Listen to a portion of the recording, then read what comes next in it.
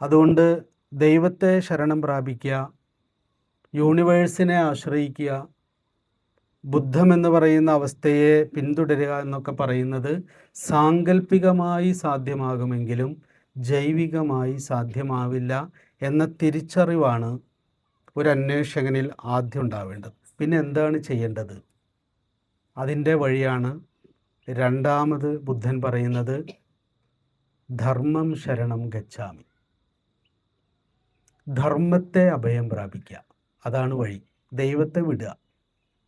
ഇപ്പം നാരായണഗുരു ആത്മോപദേശതകത്തിൽ പറയും, അറിവിലും ഏറി അറിഞ്ഞിടുന്നവൻ തൻ ഉരുവിലും ഒത്തുപുറത്തും ഉജ്ജ്വലിക്കും കരുവിന് കണ്ണുകളഞ്ചുമുള്ളടക്കി തെരുതരെ വീണ് വണങ്ങി ഓതിടേണം.